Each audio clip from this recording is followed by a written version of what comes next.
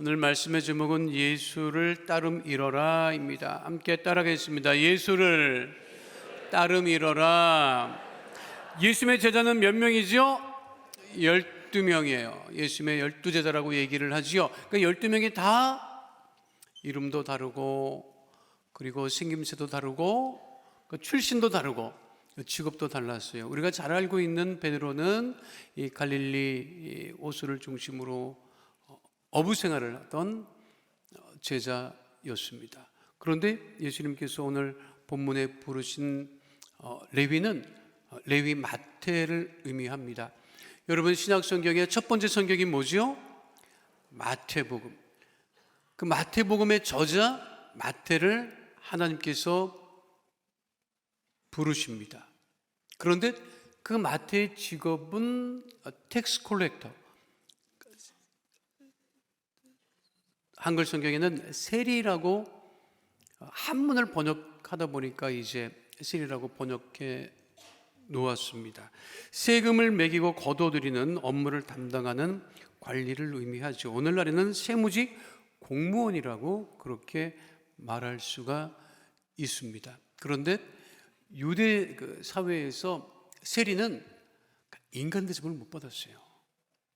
왜냐하면 로마가 식민지를 다스리는 정책 중에 하나가 그 지역에 세금을 거둘 때는 로마 관원을 보내서 세금을 거두면 반감이 생기기 때문에 이 세금 문제가 늘 그때나 지금이나 참 그 첨예한 그 문제 가운데 하나였습니다. 그러니까 유대인들 입장에서는 하나님의 것을 로마 사람들에게 준다고 하는 것은 그 이해가 잘 되지 않았어요. 그러나 식민지니까 들을 수밖에 없겠지요. 근데 로마는 어떤 정책을 폈느냐면 그 식민지 지역의 세금은 그 식민지 사람을 통해서 걷어들였어요. 그런데 어떻게 세금을 그 세리들이 통상 걷었느냐면 유대 지역의 세금이 1년에 걷어야 될 세금이 100원이다 하면 로마는 100원만 걷어가면 되는 거예요. 그런데 세리들이 통상 어떻게 했느냐면 110원도 걷고 120원도 걷고 130원도 걷고 140원도 걷었어요. 그리고 100원만 갖다 주고 나머지 것은 다 세리들이 가진 거예요. 그래서 워낙 세리들에 대한 그러한 그 인식이 안 좋았고, 실제로 기록을 보면 열심당원이라고 유대인들 중에 폭력으로 무력으로 로마의 독립을 쟁취하자 그런 운동을 하던 사람들이 유대인 중에 있었어요. 이걸 젤롯이라고 해서 열심당원이라고 하는데 그들은 유대인 세리들을 암살하고는 했습니다. 그래서 성경에 보면 세리를 죄인 취급해요. 자, 그러면 생각해 보세요. 아니, 그 사람들이 그렇게 많은데 하필 유대인들이 싫어하는 죄인이라고 말하는 마태를 부르시는 이유는 뭘까요? 나는 그거는 내 천국 가서 한번 여쭤봐야 될 문제예요. 아니, 그렇게 많은 사람 중에 왜 부르셨어요?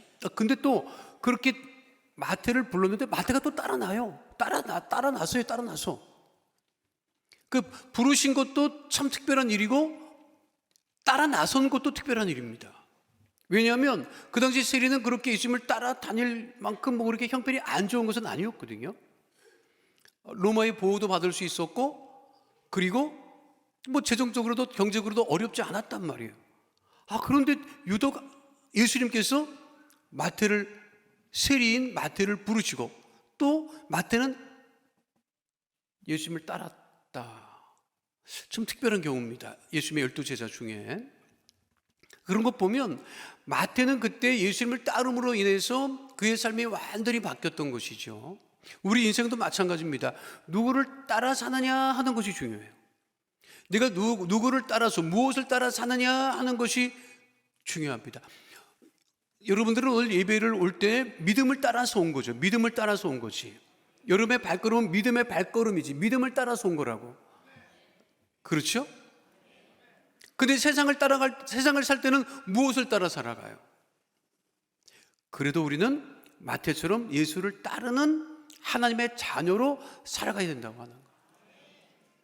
그러니까 주일날만 믿음으로 예수님을 따라 사는 것이 아니라 일주일, 한 주일 내내 우리는 예수님을 따라 살아가야 되는 거죠. 근데 우리 하나님의 자녀들은 그렇게 살아갑니다. 근데 세상의 사람들은 하나님의 자녀가 아니기 때문에 세상을 따라 살아가요. 따라하겠습니다. 세상을 따르는 세상의 자녀. 세상 자녀는 세상을 따라갑니다. 왜냐하면 예수님을 몰라요. 하나님을 몰라요. 그러니까 세상의 자녀들은 세상을 따라 살아가는 거예요. 근데 세상을 따라 살아가면 뭐 열심히도 살죠. 애쓰고도 살죠. 그런데 평안하다, 기쁘다, 행복하다 이런 사람은 또 많지가 않아요. 마태는 예수님을 만나지 않았다면 그의 삶은 하나도 변화되지 않았을 사람이에요.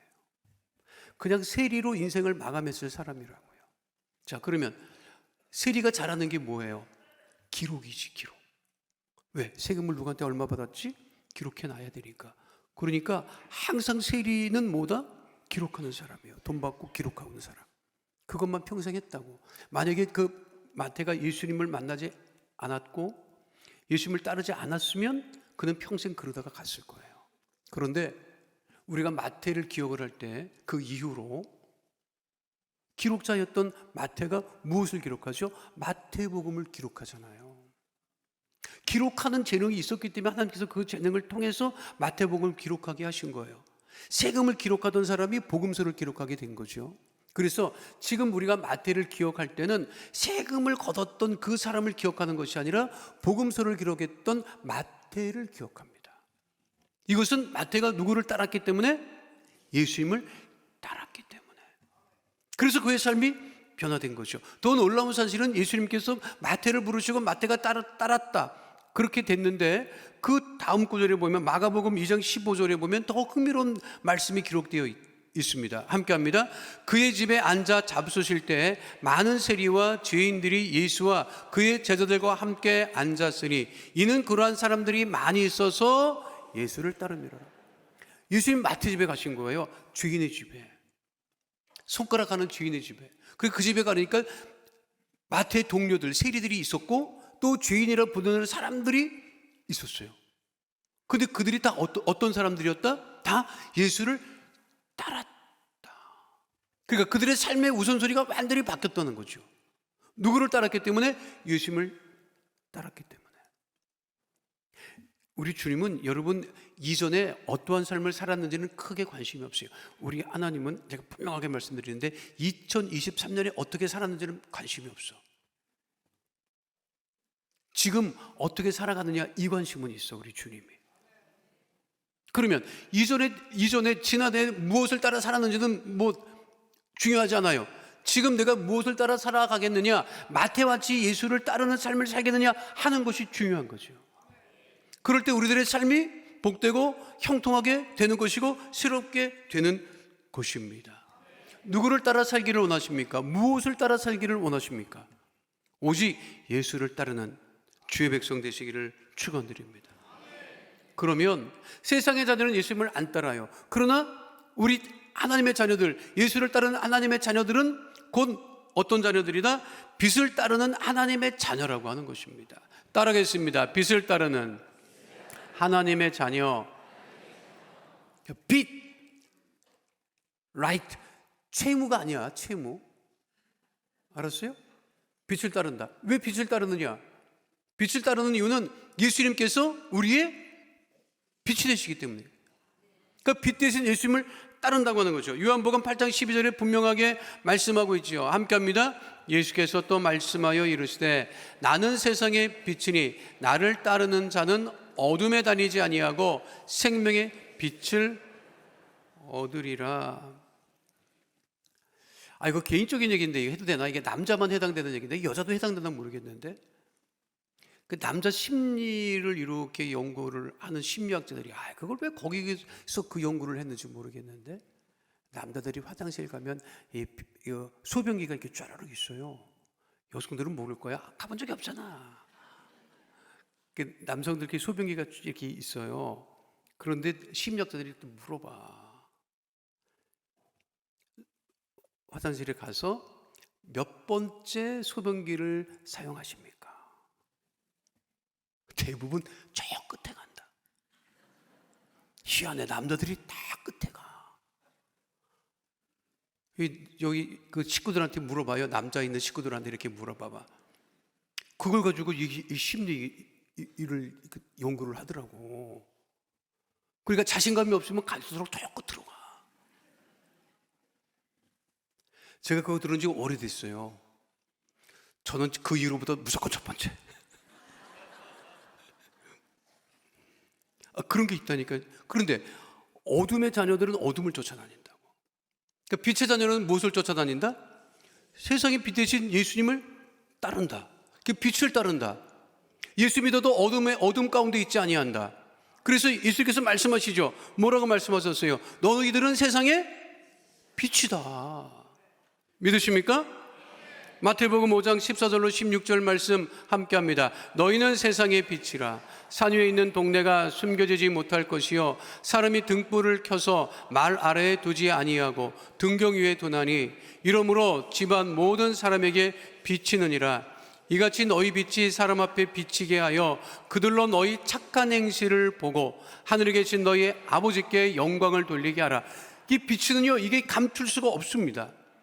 근데 빛의 자녀들이 착한 행실을 하면 그거를 통해서 하나님께 영광을 돌리고 많은 사람들이 알게 된다고 하는 것이죠. 우리들은 무엇을 따라 사는 하나님의 자녀들이다? 빛 대신 예수님을 따라 빛으로 살아가는 하나님의 자녀인 것을 잊지 않게 되시기를 축원드립니다. 빛 없이 살 수 없어요. 빛 없이 살 수 없다. 생명은 다 빛 없이는 살 수가 없습니다. 마태가 예수님을 따를 때는 예수님이 직접 불렀기 때문에 따랐죠. 그거는 문제가 없죠. 그렇죠? 육신에 예수님이 보였잖아요. 부르셨잖아. 따라갔지. 그런데 그 예수님께서 십자가에 못 박혀 죽으시고 부활하시고 승천하신 다음에 마태는 누구를 따랐겠어요? 무엇을 따랐겠어요? 성령을 따르다고. 성령을. 그리스도의 영, 성령. 예수님은 부활 승천하고 안 계셔. 육신에 있으면 안 계셔. 그럼에도 불구하고 마태가 끊임없이 예수님을 따랐던 것은 보혜사 성령, 그 그리스도의 영, 그 성령을 따랐다는 것이요. 그러니까 우리가 오늘 우리 시대에 우리가 예수를 따른다고 하는 것은 육신의 예수를 따르는 것은 아니죠. 예수님이 안 보이잖아요. 그런데 마태와 같이 그리스도의 영, 성령을 따를 때 우리가 예수를 따르며 산다고 말할 수 있는 거죠. 그래서 예수를 따르는 우리는 성령을 따르는 하나님의 자녀가 되는 것입니다. 따라가겠습니다. 성령을 따르는 하나님의 자녀. 바울이 그래서 갈라디아 교회 성도들에게 말씀한 것이 갈라디아서 4장 6절 말씀입니다. 함께합니다. 너희가 아들이므로 하나님이 그 아들의 영을 우리 마음 가운데 보내사 아빠 아버지라 부르게 하셨느니라. 하나님이 그 아들의 영, 그리스도의 영, 예수의 영을 우리에게 보내주셨다고 하는 것이죠. 그래서 바울은 로마교회 성도들에게 또 이렇게 이야기합니다. 로마서 8장 5절로 6절 말씀 함께합니다. 육신을 따르는 자는 육신의 일을, 영을 따르는 자는 영의 일을 생각하나니 육신의 생각은 사망이요 영의 생각은 생명과 평안이니라. 그러니까 육신을 따라, 육신의 생각을 따라 우리가 살아가는 것이 아니라 우리가 그리스도의 영, 성령을 따라 살아갈 때 주의 성령이 어떤 역사를 하십니까? 우리를 다시 살리게 하시고 구원의 영, 전도의 영, 선교의 영, 많은 사람을 구원에 이르게 하고 우리들의 삶을 회복시키는, 그리고 담대하게 하는 그 예수님의 그리스도의 영, 성령을 따라 행할 때 우리가 예수님을 따라 살아간다, 이렇게 이야기할 수 있는 것이죠. 세상 사람들은 세상을 따라 살아가요. 그러니까 악한 영을 따라 살아간단 말이에요. 미국에는 별 희한한 일이다. 사탄을 숭배하는 사람들이 있고 그거를 공식적으로 그냥 학교에서 방과 활동으로 허가하는 일도 벌어지고, 또 얼마나 세상이 악하지. 마약의 문제가 굉장히 심각합니다. 우리나라도 마약이 굉장히 심각해요. 제가 20년 전에 우리 청년들한테 너희들 이 동성애가 앞으로는 우리 사회적인 큰 문제가 될 거다. 왜냐하면 제가 그 외국의 책들을 보면 그 문제를 계속 언급하고 있더라고요. 근데 우리는 그렇게 제가 설교를 하면 우리 청년들이 웃었어요. 재밌다고, 깔깔대고 웃었다고. 야, 우리끼리 사귄대. 남자애들끼리, 여자애들끼리. 그렇지. 그때도 안 그랬으니까. 지금은요, 지금은 아주 가까이 있어요. 지금 심각해. 지금 마약 문제를 얘기를 하면 가까이 없으니까 아주 먼 일같이 여겨지잖아요. 그럼 굉장히 가까이 와 있다고요. 잠 깨는 약으로도 와 있고, 피로 회복제로도 와 있고, 클럽에서 그냥 막 기분 낸다고 막 그냥 하고. 미국이나 북유럽은 이게 얼마나 이게 문제가 되느냐면요. 얼마나 문제가 되느냐면 이 마약 때문에 범죄율이 너무 높아지는 거예요. 범죄율이. 마약을 하기 위해서 막 도둑질하지, 강도질하지, 사람을 죽이지, 그리고 마약 사범들끼리 막 이거 불법으로 유통시키기 위해서 막 총질을 하지, 막 사람들을 막 말도 못하게 죽이니까 범죄율이 마약과 관련한 범죄율이 너무 높은 거예요. 그래가지고 고육지책으로 생각해낸 게 뭔지 아십니까? 미국이나 북유럽은 실제로 시행도 하지요. 마약을 국가에서 전매 사업으로 갖고 있는 거예요. 너희들이 다른 데 가서 구하지 말아라. 마약이 필요해? 약이 필요해? 국가에서 줄게, 싼 가격으로. 그렇게 되면 마약으로 인한 범죄율이 떨어지니까. 조금만 참아, 여러분. 마약하고 싶은 사람은 조금만 참으면 합법적으로 돈 주고 사오는 시대가 올 수도 있다니까, 이놈의 나라가. 이 세상이. 그렇게 심각합니다, 여러분. 성령을 따라 살아가는 사람은 없어요. 다 악한 영을 따라 살아가려고 합니다. 그러나 우리가 살 길은 그리스도의 영, 성령을 따라 살 때 우리가 살 길이 열리고 형통한 삶을 살아가고 새로운 삶을 살아갈 수 있게 되는 곳입니다. 그걸 우리가 잊지 말아야 돼요. 그러니까 자, 세상에서는 그런 얘기 안 하잖아요. 그런 얘기를 하는 우리를 뭐라고 하잖아요. 법으로 합법화시키려고 애를 쓰고 있잖아요. 근데 교회에서는 그거 안 된다고 얘기를 하잖아요. 그럼 들어야 되는데 안 듣습니다. 그렇다고 해서 우리는 말을 안 해야 되느냐? 말을 해야 된다고. 해야 돼요. 해야 돼. 그게 성령을 따르는 하나님의 자녀들의 삶이기 때문에. 세상을 따라가는 것이 성령의 사람이 아니고, 세상에 힘들고 어려운 일을 당해도, 정말 말도 안 되는 일을 당해도 우리가 하나님께서 원하시고 기뻐하시는 일을 행하며 살아가야 한다고 하는 것이죠. 우리 순복음 강남교회 그 뿌리는 어디예요? 여기도 순복음교회고, 여기도 순복음교회 그 뿌리를 거슬러 올라가면 서대문 순복음 중앙교회고, 그리고 대저동 순복음교회이죠. 그렇죠? 그 대저동 순복음교회 처음 개척해서 조 목사님, 최자질 목사님 그 천막에서 목회하실 때는, 그때는 이 한국의 모든 교회마다 종이 있었어요. 교회 종. 새벽에도 치고 저녁 6시 되면 또 치고 그랬단 말이에요. 그랬는데 그 대저동 순복음교회는 재정적으로 어려우니까 종을 구입할 수도 없고 제작할 수도 없어서 저 미군 부대에서 나온 산소통을 매달아 놓고 그거를 교회 종 대신 쳤어요. 그때 기록 사진이나 자료가 거의 없습니다. 그런데 최자실 목사님이 그 종 옆에서 찍은 사진이 한 장 있어요. 그 종이라고. 저 옆에 계신 분이 조병호라고 하는 그 당시 교회 출석하던 청년이었어요. 박정선 목사님이 먼저 교회 출석하셔서 저 종을 먼저 쳤는데, 저분이 나중에 회심해가지고 열심을 내고 새벽에 나오면서 그 종을 치고 싶어가지고 박정선 목사님이 4시 반에 치는 거를 4시에 일어나서 종 쳤다는 그런 얘기가 있을 정도로 아주 열심을 해서 종을 쳤어. 저분이 두 분이 열심으로. 근데 저분도 목사님 되셨죠. 근데 저분은 지금으로 치면 북파 공작원이었어요. 북한을 그 당시에 7번이나 왔다 갔다 했고, 북한에서는 저분을 지명 수배자로 붙여놓을 정도로 유명했던 사람이었어요. 그런데 그렇게 북파 공작으로 활동을 하고 넘어왔는데 정부에서 보상도 안 하고 보호도 안 해주고 대우를 안 해주니까 이게 화병이 났어요. 젊은 그분이. 그러니까 술로 세월을 보내고 있었다고.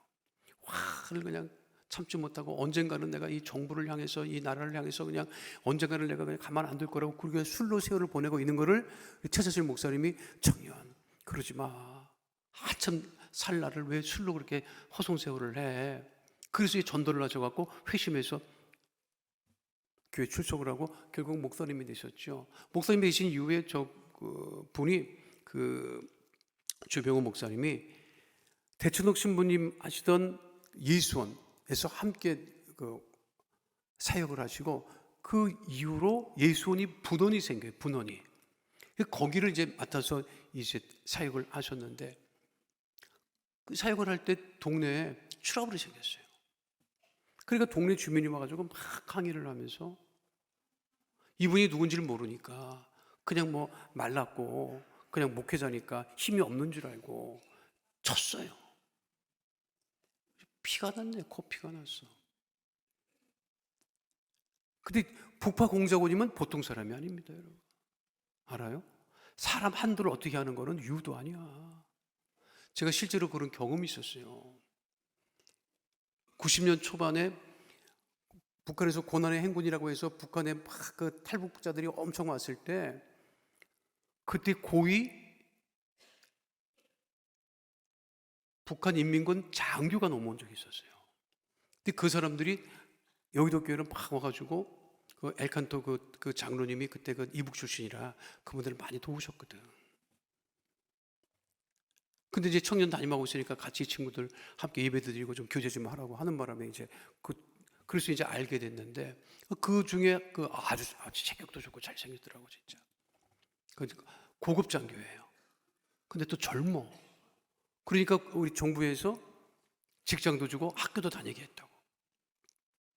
그래서 직장에서 생활을 하고 있는데 그때 한참 PC 바람이 불었을 때 90년대면 그러니까 PC를 잘 모르니까 컴퓨터 잘 모르니까 옆에 그 직원한테 알려달라고 그랬대. 좀 하지 말아달라고. 근데 그 사람은 이게 안 입고 온 거야. 이북에서 넘어온 친구가 말이야. 그냥 들어오기 힘든 우리 회사에 들어와가지고 왔다 갔다 하는 게 마음에 안 들었나 봐. 그 마음에 안 들면 그냥 모른 척 하고 그냥 아니면은 그냥 해야 되는데 쓸데없는 말을 합니다. 무슨 말을 하느냐면 들으라고 혼잣말로.